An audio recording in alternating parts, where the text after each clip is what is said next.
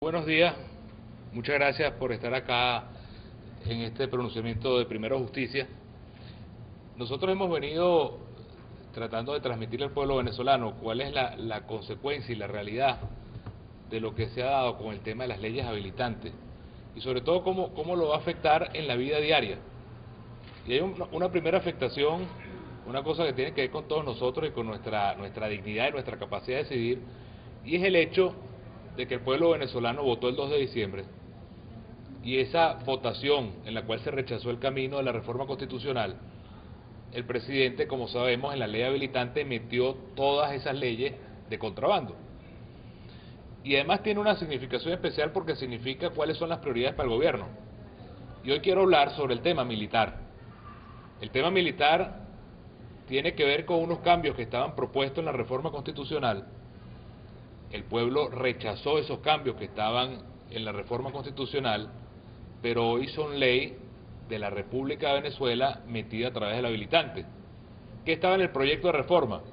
Bueno, por ejemplo, el ponerle el nombre de Fuerza Armada Bolivariana a nuestras Fuerzas Armadas, pero yo creo que el tema más importante está en el crear unas milicias que están absolutamente al servicio del presidente, igual que el resto de las Fuerzas Armadas, y que deja al Ministerio de la Defensa y el Ministro de la Defensa simplemente como una especie de órgano administrativo que paga sueldos, que cubre el presupuesto, pero que no tiene verdaderamente el ejercicio de las Fuerzas Armadas, sino que todo, la aviación, la infantería, la armada, todo ahorita tiene que ver con el mando directo del presidente de la República, quien se creó un grado militar que no existía, que es el grado militar de comandante en jefe, con lo cual él se convierte en el militar de mayor rango, con un grado militar que no existía, y tiene bajo su poder directo todo lo que es el funcionamiento de un componente además que se creó ilegalmente, que es el de las milicias.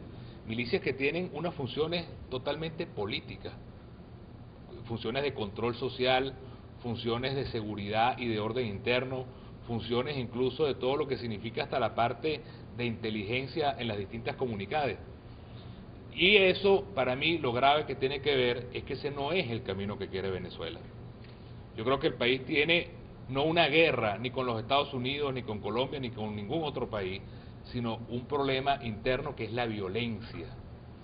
Y ese es verdaderamente el enemigo que tiene la sociedad venezolana y que el gobierno debería atender con el 100% de la fuerza.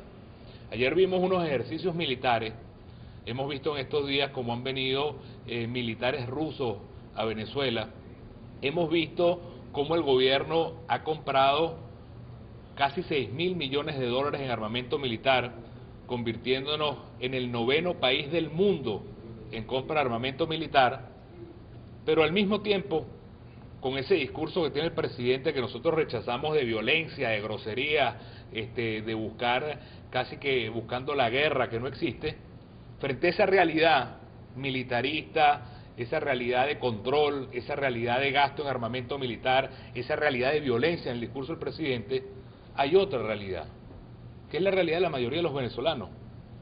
¿Qué nos dice esa realidad? Bueno, es la realidad según la cual en Venezuela, nada más y nada menos, cada hora asesinan a un venezolano. Esa es la realidad del país.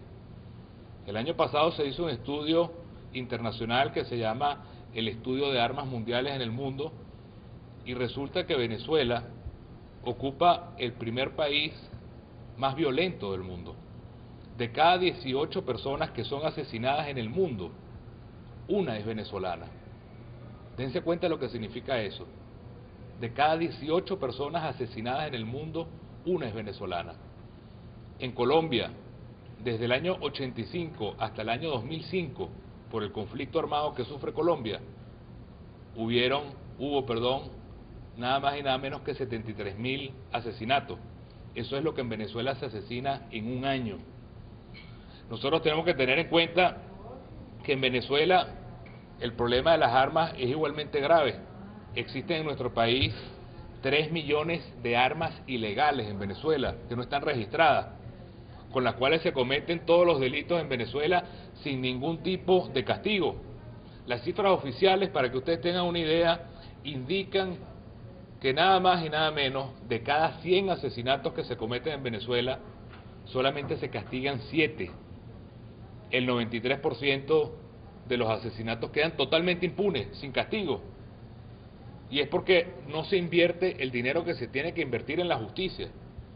Imagínense ustedes que la Fiscalía, que es la institución que tiene que procesar y que tiene que investigar y que tiene que acusar a los asesinos, pues resulta que Venezuela es el país de la región con menos fiscales.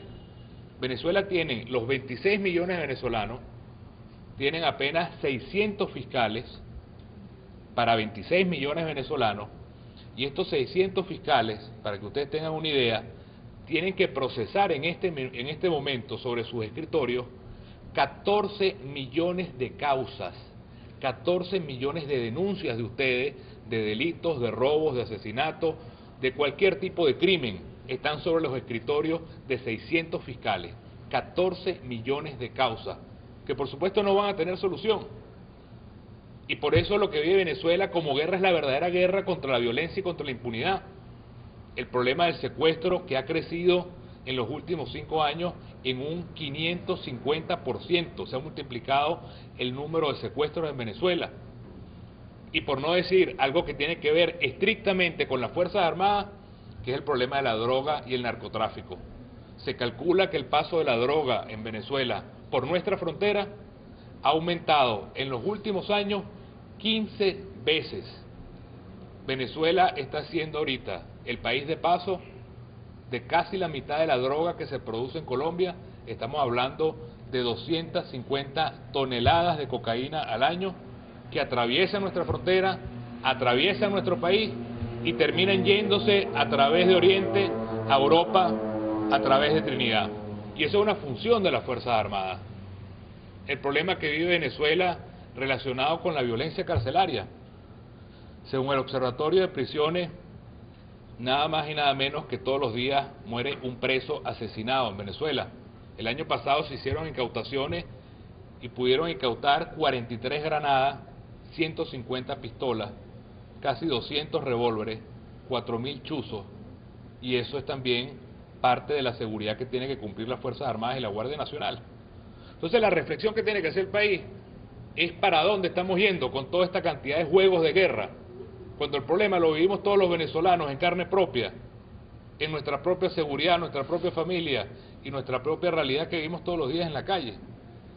Cómo el gobierno le quiere declarar la guerra al mundo y ni siquiera puede controlar la seguridad de las cárceles.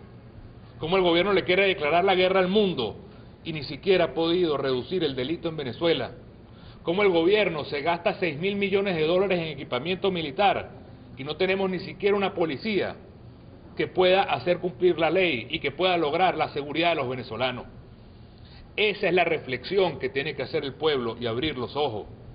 Esa ley habilitante que nos lleva a un país más militarizado como el que vimos ayer, donde los militares se reparten el país en regiones, donde el presidente concentra el poder de las Fuerzas Armadas, donde se crea esa milicia que está al servicio del presidente, no es la Venezuela que queremos nosotros.